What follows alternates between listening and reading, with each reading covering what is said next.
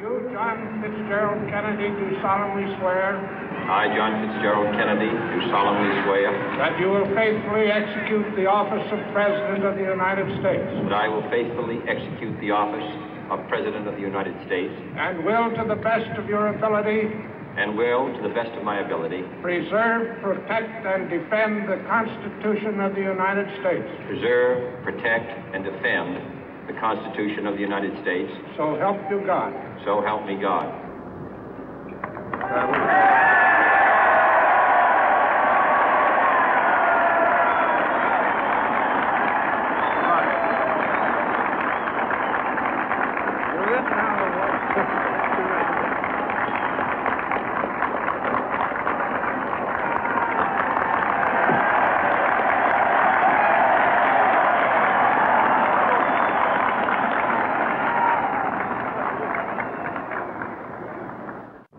Vice President Johnson, Mr. Speaker, Mr. Chief Justice, President Eisenhower, Vice President Nixon, President Truman, Reverend clergy, fellow citizens.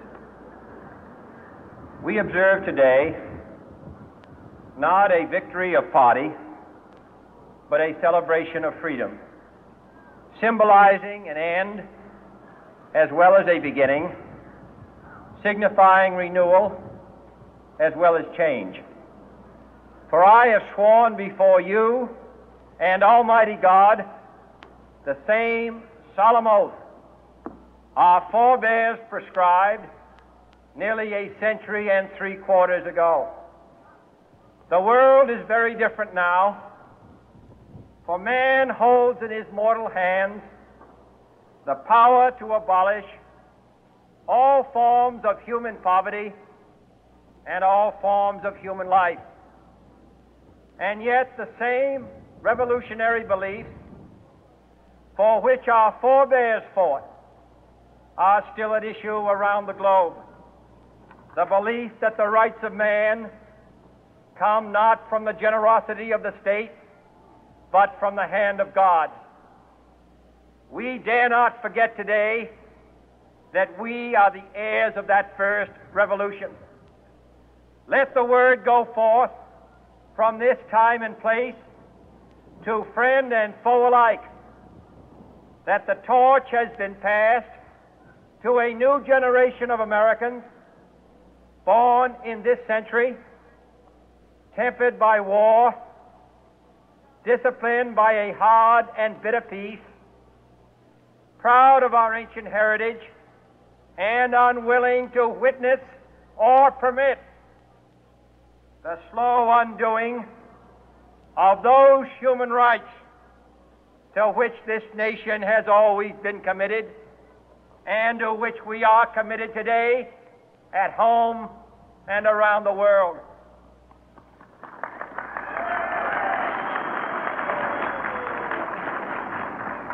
Let every nation know, whether it wishes us well or ill, that we shall pay any price, bear any burden, meet any hardship, support any friend, oppose any foe to assure the survival and the success of liberty.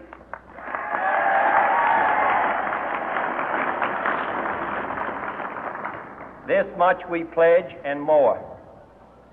To those old allies whose cultural and spiritual origins we share, we pledge the loyalty of faithful friends. United, there is little we cannot do in a host of cooperative ventures. Divided, there is little we can do, for we dare not meet a powerful challenge at odds and split asunder. To those new states whom we welcome to the ranks of the free, we pledge our word that one form of colonial control shall not have passed away merely to be replaced by a far more iron tyranny. We shall not always expect to find them supporting our view, but we shall always hope to find them strongly supporting their own freedom, and to remember that in the past, those who foolishly sought power by riding the back of the tiger ended up inside.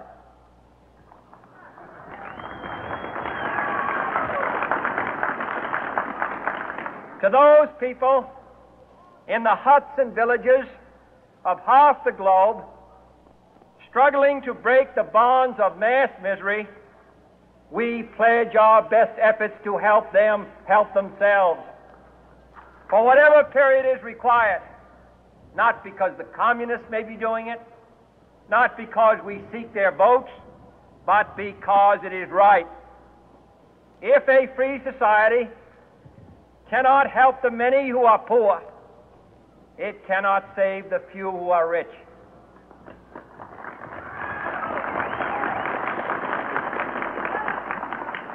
To our sister republics south of our border, we offer a special pledge to convert our good words into good deeds, in a new alliance for progress, to assist free men and free governments in casting off the chains of poverty. But this peaceful revolution of hope cannot become the prey of hostile powers. Let all our neighbors know that we shall join with them to oppose aggression or subversion anywhere in the Americas. And let every other power know that this hemisphere intends to remain the master of its own house.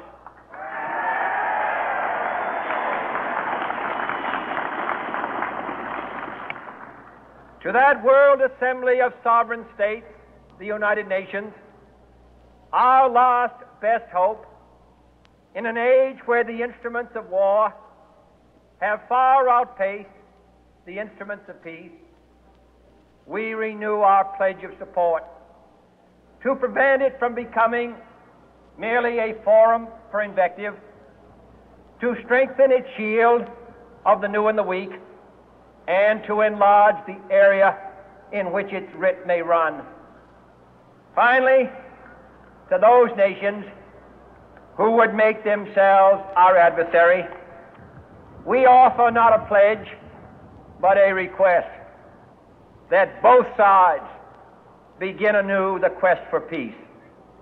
Before the dark powers of destruction, unleashed by science, engulf all humanity in planned or accidental self-destruction, we dare not tempt them with weakness, for only when our arms are sufficient beyond doubt can we be certain beyond doubt that they will never be employed. But neither can two great and powerful groups of nations take comfort from our present course, both sides overburdened by the cost of modern weapons, both rightly alarmed by the steady spread of the deadly atom, yet both racing to alter that uncertain balance of terror that stays the hand of mankind's final war. So let us begin anew, remembering on both sides that civility is not a sign of weakness, and sincerity is always subject to proof. Let us never negotiate out of fear, but let us never fear to negotiate.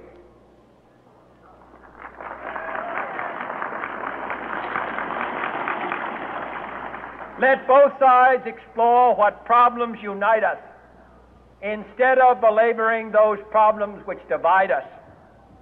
Let both sides, for the first time, formulate serious and precise proposals for the inspection and control of arms, and bring the absolute power to destroy other nations under the absolute control of all nations.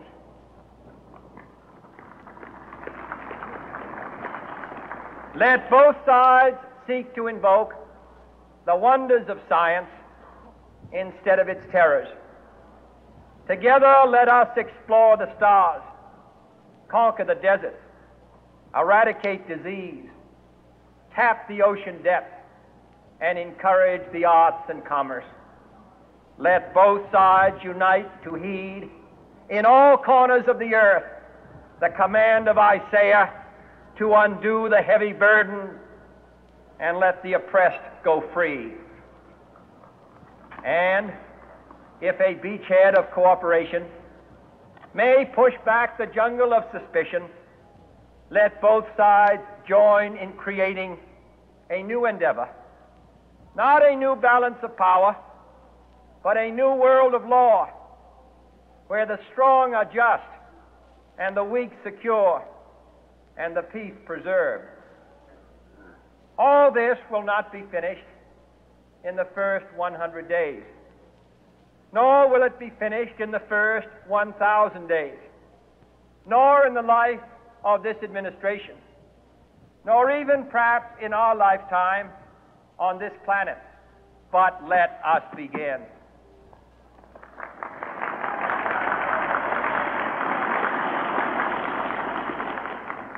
In your hands, my fellow citizens, more than mine, will rest the final success or failure of our course. Since this country was founded, each generation of Americans has been summoned to give testimony to its national loyalty. The graves of young Americans who answered the call to service surround the globe.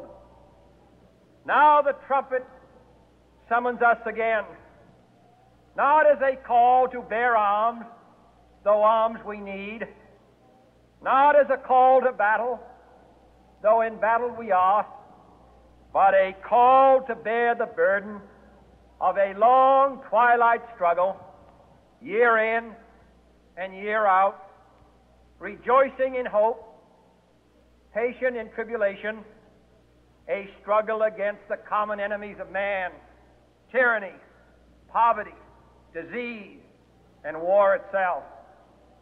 Can we forge against these enemies a grand and global alliance, north and south, east and west, that can assure a more fruitful life for all mankind? Will you join in that historic effort?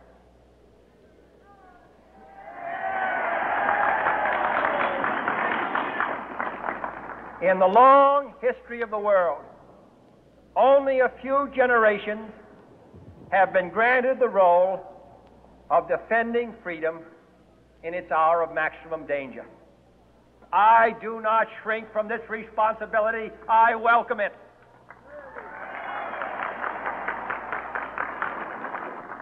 I do not believe that any of us would exchange places with any other people or any other generation. The energy, the faith, the devotion which we bring to this endeavor will light our country and all who serve it. And the glow from that fire can truly light the world. And so, my fellow Americans, ask not what your country can do for you. Ask what you can do for your country.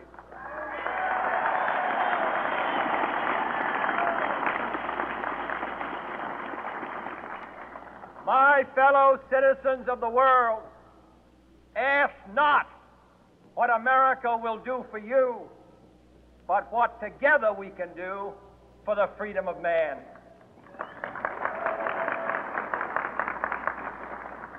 Finally, whether you are citizens of America or citizens of the world, ask of us here the same high standards of strength and sacrifice which we ask of you. With a good conscience, our only sure reward, with history the final judge of our deeds, let us go forth to lead the land we love, asking His blessing and His help, but knowing that here on earth, God's work must truly be our own.